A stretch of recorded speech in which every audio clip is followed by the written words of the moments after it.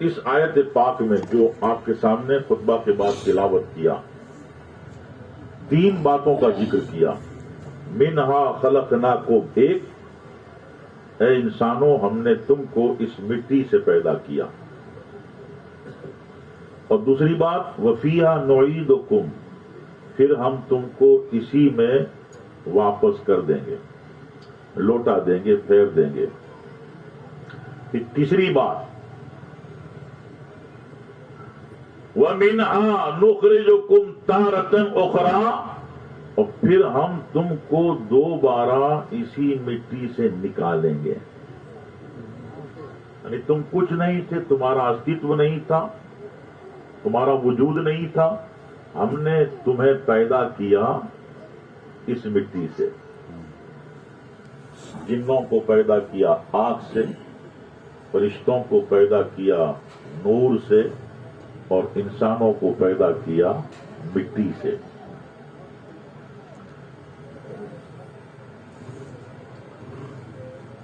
اب یہ اور بات ہے کہ لوگ اسلام کی تعلیم، اسلام کے فطری طریقہ تدفین کو چھوڑ کے دوسرے طریقے اختیار کر چکے ہیں۔ کوئی پانی میں بہا دیتا ہے، کوئی جلا دیتا ہے، کچھ لوگ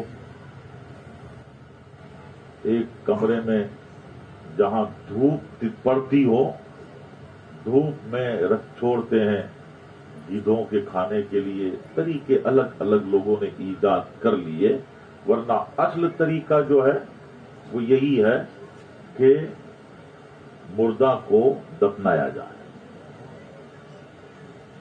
یہ فطری طریقہ ہے۔ اللہ تعالیٰ نے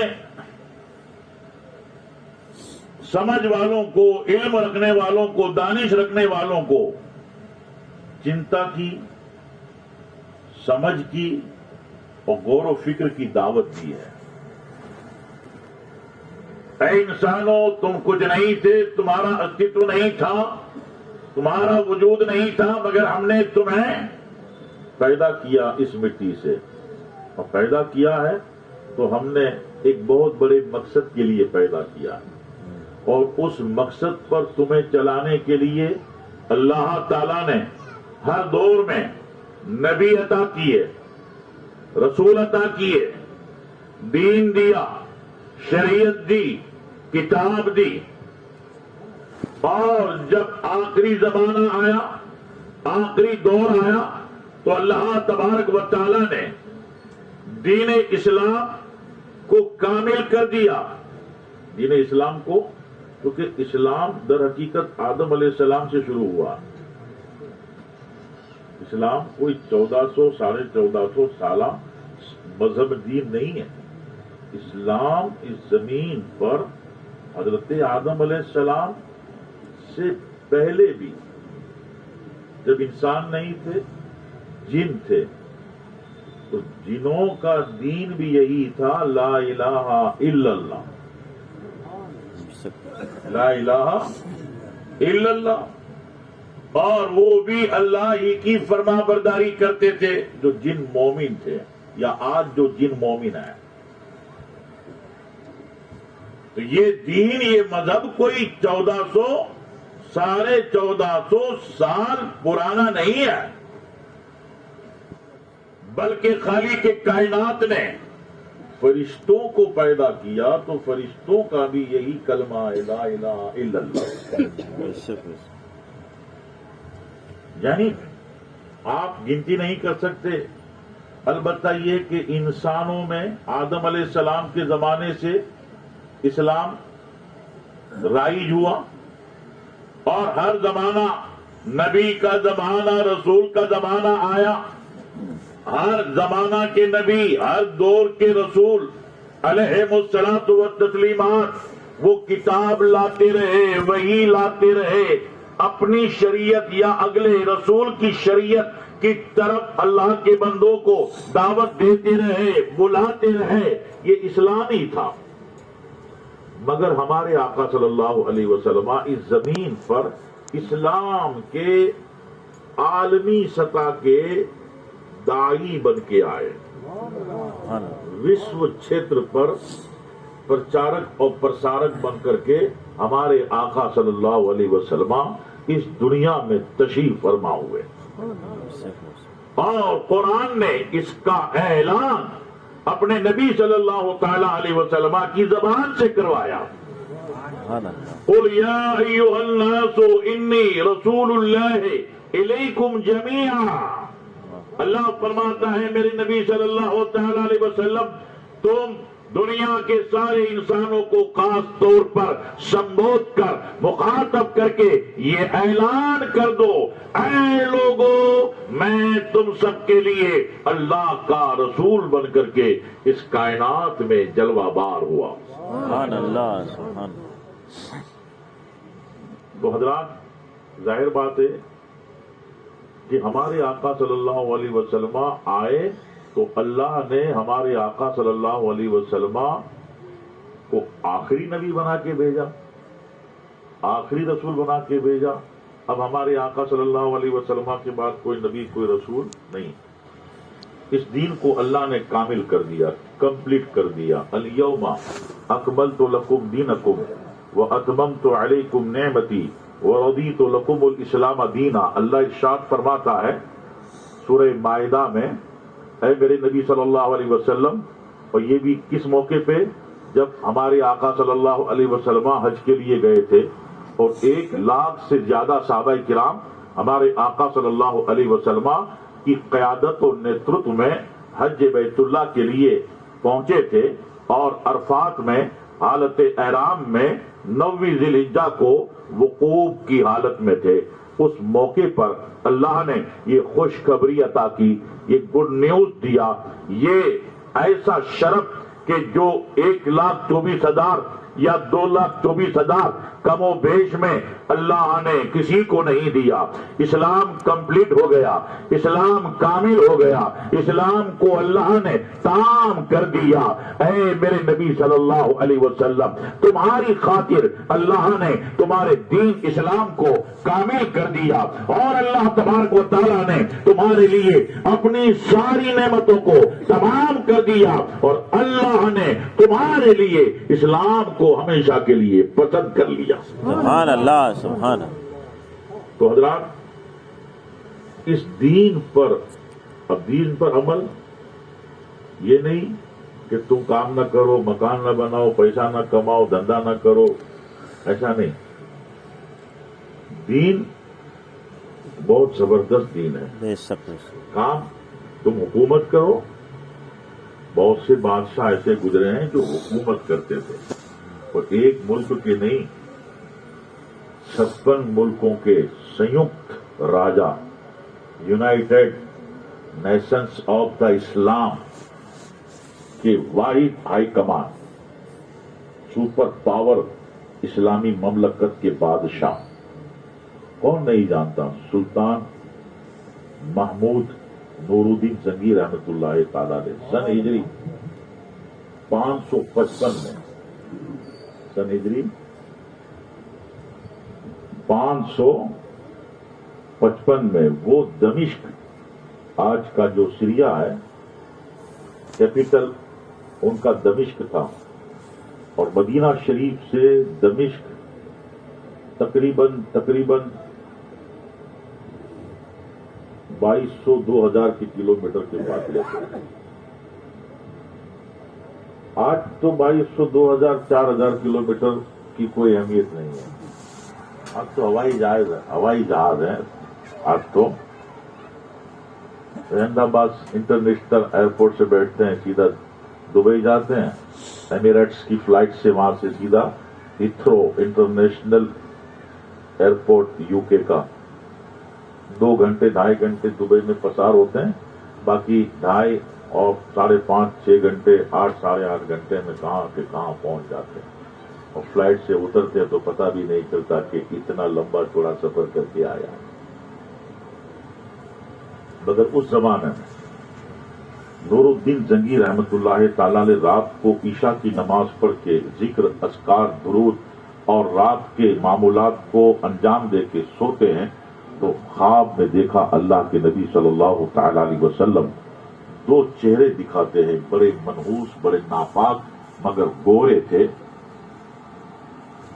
ان کو دکھا کے کہتے ہیں کہ اے محمود، یہ مجھے تکلیف پہنچانا چاہتے ہیں، مجھے ان کی تکلیف سے بچاؤ. وہ اٹھ گئے اور کچھ پریشان ہوئے اور وضو کیا، نفل نماز پڑھی اور نبی صلی اللہ علیہ وسلم پہ درود پڑھا اور سو گئے. پھر آنکھ لگی، پھر وہی سپنا، پھر اٹھے، 3 مرتبہ یہ خواب دیکھا. تو صبح فجر کے بعد یا فجر سے پہلے اپنے جو وزیر تھے، وزیر بھی ایسے تھے، تہجد گزار تھے، 5 گانا با جماعت نماز پڑھتے تھے، وزیر سے کہا کہ یہ خواب دیکھا ہے رات کو 3 مرتبہ. وزیر نے کہا کہ حضور، لگتا ہے مدینہ شریف میں نبی صلی اللہ علیہ وسلم کی مسجد یا روضہ پاک میں کوئی دشمن سازش کر رہا ہے، اور نبی صلی اللہ علیہ وسلم آپ بادشاہ اسلام ہیں، اس لیے نبی نے یہ خدمت تمہیں سونپی ہے، ورنہ نبی کو کسی کو کہنے کی ضرورت نہیں ہے. مگر یہ نبی کا کرم ہے کہ غلاموں سے خدمت لے لیتے. رات کوئی ایک روایت میں آیا ہے کہ کچھ مختصر سے دستے لے کر کے مسلسل 15-16 دن کا سفر کیا، کنٹینیو. اس وقت مدینہ شریف کتنا تھا؟ آج جتنی مسجد نبی شریف کا چھیترفل ہے، آج جتنے چھیترفل پہ مسجد نبوی شریف کی عمارت ہے، اس زمانے میں مدینہ شریف کی آبادی اتنی تھی اور چاروں طرف قلعہ تھا. وہاں کے علماء، وہاں کے سادات، ائمہ سب کو بلایا اور کہا کہ بادشاہ مدینہ کے ایک ایک ناگرک سے الگ الگ مل کے اپنی طرف سے کچھ ہدیہ پیش کرنا چاہتے ہیں. لہذا بادشاہ اسلام کی گزارش ہے کہ چاہے امیر ہو، غریب ہو، چاہے خوشحال ہو، چاہے عالم ہو، چاہے آل رسول ہو، کوئی بھی ہو، جتنے مرد ہیں انہیں گزارش ہے کہ وہ تشریف لائیں اور بادشاہ کو ملاقات کا موقع دیں. حکم نہیں، آرڈر نہیں، آدیش نہیں، وننتی ہے، اس لیے کہ حضور کا مدینہ ہے اور مدینے والوں کی دل جوئی کرنا یہ بھی مسلمانوں کو نبی نے حکم دیا ہے. ایک ایک کر کے آتے رہے، ہدیہ لیتے رہے، آتے رہے آتے رہے. شام ہوئی، دوسرا دن ہوا، A to Z 1 to all سب آ گئے، مگر وہ 2 چہرے نظر نہیں آئے. وزیر نے کہا کہ کیا ہوا بادشاہ؟ بولے وہ چہرے، اب تو کہ 1 مرتبہ نہیں، دوسری مرتبہ نہیں، تیسری مرتبہ، 3 مرتبہ جب آپ چہرہ دیکھو گے پھر کنفیوژن نہیں ہوگا. اب وہ چہروں پہ داڑھی بھی تھی، ہاں چہروں پہ ٹوپی بھی تھی.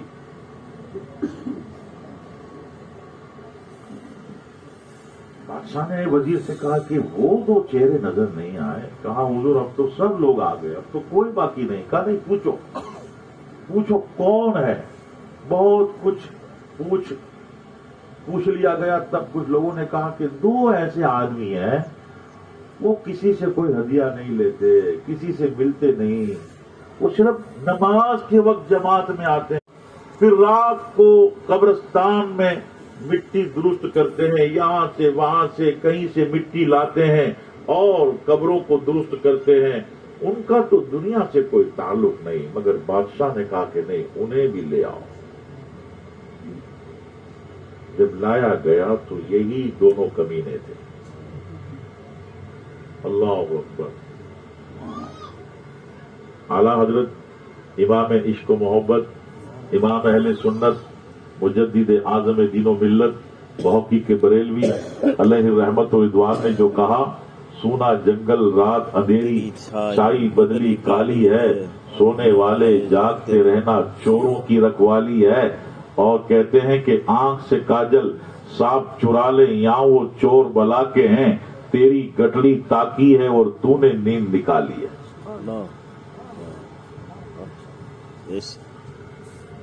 اب کون شک کرے گا؟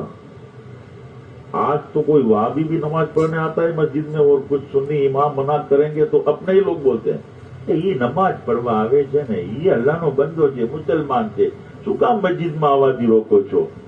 ابھی اس کو طہارت کرنے کا شعور نہیں ہے، وہ مولانا کی بات میں دخل دے رہے ہیں. بد عقیدہ، بد مذہب، چاہے وہ وہابی ہو، تبلیغی ہو، غیر مقلد ہو، جتنے بھی گستاخان رسول ہیں انہیں مسجد میں آنے سے روکنا یہ اہل سنت والجماعت کی پہچان ہے. بے شک بے شک. ہاں، بہت سے لوگ بیچارے سمجھتے نہیں، نالج نہیں، علم نہیں ہے، اس لیے کنفیوژن میں بول دیتے ہیں وہ. مگر انہیں بھی سمجھنا چاہیے کہ علماء کا جو فیصلہ ہے وہ فیصلہ قرآن و حدیث کا فیصلہ ہے. علماء اپنے گھر سے نہیں کہہ رہے. البتہ تمہیں عالموں کے پاس بیٹھ کے سمجھنا چاہیے کہ آخر اس کی وجہ کیا ہے. تو علماء کی خدمت میں تھوڑا بیٹھو گے تو بات سمجھ میں آئے گی. حضرات، وزیر کو بادشاہ نے کہا کہ واللہ واللہ یہی ہے دونوں. گرفتار کر لیا تو مدینہ کے لوگ بھی پریشان. ارے وزیر سے کہا یہ کیا کر رہے ہو تم لوگ؟ یہ لوگ بڑے نیک ہیں، ولی صفت ہیں اور خیرات کرتے ہیں، صدقہ کرتے ہیں، 5 گانا با جماعت نماز پڑھتے، تہجد پڑھتے ہیں، رات بقی شریف میں خدمت کرتے، یہ کیا کر رہے ہو؟ کہا بادشاہ کا یہی حکم ہے. اب لوگ سمجھ نہیں رہے تھے کہ آخر وجہ کیا ہے. مگر بادشاہ، وزیر اور فوجی جب سختی کی، سختی سے سوالات ہوئے اور انہیں بادشاہ اور وزیر نے اپنے تیور دکھائے، تب انہیں یقین ہوا کہ ان کی پکڑ سے ہم بچ نہیں سکتے. نبی صلی اللہ علیہ وسلم کے مزار شریف سے تھوڑے فاصلے پہ انہوں نے مکان لے رکھا تھا. مکان میں بادشاہ بھی گئے، وزیر بھی گئے اور مدینہ شریف مسجد کے امام، وہاں کے علماء، مفتیان کرام سب گئے. مکان میں گئے تو ایک فرش بچھا ہے، بہت بڑی چٹائی. چٹائی کو اٹھایا تو لکڑے کے تخت نکلے، تختے، اور لکڑے کے تختے اٹھائے تو اندر سرنگ نکلی اور دیکھا تو وہ سرنگ بنتے بنتے بنتے بنتے نبی صلی اللہ علیہ وسلم کی تربت تک پہنچ چکی. تب وہ مدینہ کے علماء سادات دنگ رہ گئے. بادشاہ سے کہا کہ بادشاہ تمہیں کیسے پتا چلا؟ بادشاہ نے کہا کہ مجھے کیسے پتا چلے گا، مجھے میرے آقا نے خواب میں 3 مرتبہ بتایا. اب ان دونوں خبیثوں کو مدینہ شریف کے باہر لے جایا گیا اور ان کی بہت باریک انکوائری ہوئی. یہ سب یوروپ سے آئے تھے، یہودی تھے دونوں، اور ان کے آنے کا مقصد یہ تھا کہ ہم یہاں سے پیغمبر اسلام صلی اللہ علیہ وسلم کی بوڈی شریف کو، آپ کے جسد پاک کو نکال کے لے جائیں. کیسی سازش تھی؟ اس سے پتا چلا کہ اگر نبی مردہ ہوتے تو دشمن کامیاب ہو جاتے، مگر امام عشق و محبت سیدی سرکار اعلی حضرت رضی اللہ تعالیٰ عنہ ہمارا عقیدہ بتاتے ہیں اور کہتے ہیں تو زندہ ہے واللہ، تو زندہ ہے واللہ، سبحان اللہ سبحان اللہ، زندہ ہے واللہ، تو زندہ ہے واللہ، میری چشم عالم سے چھپ جانے والا. سبحان اللہ سبحان اللہ. حضرات، اس لیے بتایا کہ ہم نے تم کو اس مٹی سے پیدا کیا ہے، پھر ایک دن موت آئے گی، تمہیں ہم مٹی میں لوٹا دیں گے، پھر جب ہم قیامت برپا کریں گے، حشر برپا کریں گے، تو حساب کتاب کے لیے پھر تمہیں تمہاری قبروں سے نکالیں گے۔ تو یہ باتیں ہم ذہن میں رکھیں۔ اعلیٰ حضرت امام عشق و محبت رضی اللہ تعالیٰ عنہ نے ہمیں پیغام دیا کہ ایمان کو سنبھالو، عشق نبی کو سنبھالو، محبت رسول صلی اللہ علیہ وسلم کو سنبھالو، خلفائے راشدین کی تعظیم، صحابہ کرام کی تعظیم، اہل بیت پاک کی تعظیم، ائمہ مجتہدین کی تعظیم، اولیاء کرام بزرگان دین کی تعظیم، اور اہل سنت والجماعت کے سچے علماء سے اپنا رشتہ رکھو، اور اہل سنت والجماعت کے سچے سادات کرام سے اپنا رشتہ رکھو، دونوں سے رشتہ رکھو، اور کماؤ، کاروبار کرو، بزنس کرو، دولت، چونکہ بات وہی سے چلی تھی کہ یہ بادشاہ تھے، مگر ایمان عمل پہ سب کچھ موقوف ہے۔ اگر آدمی بھکاری ہے، آدمی غریب ہے، مگر نماز نہیں پڑھتا، گناہ کرتا ہے، تو یہ بھی بربادی کے راستے پہ ہے۔ اور اگر مسلمان بنگلے میں رہتا ہے، کار میں چلتا ہے، کروڑوں کی فیکٹری کا مالک ہے، مگر نماز پڑھتا ہے، روزہ رکھتا ہے، اللہ کا حق ادا کرتا ہے، تو مال اور دولت اس کے ایمان، اس کی دینداری کو نقصان نہیں پہنچا سکتا۔ ڈاکٹر اقبال کہتے ہیں عمل سے زندگی بنتی ہے، جنت بھی جہنم بھی، یہ خاکی اپنی فطرت میں نہ نوری ہے نہ ناری ہے۔ اور حضور اعلیٰ حضرت نے جو پیغام دیا، لحد میں عشق رخے شے کا داغ لے کے چلے، اندھیری رات سنی تھی چراغ لے کے چلے۔ پیران پیر دستگیر محبوب سبحانی قطب ربانی ابو محمد محی الدین عبد القادر جیلانی سلطان الہند عطائے رسول سرکار خواجہ معین الدین چشتی غریب نواز رضی اللہ عنہ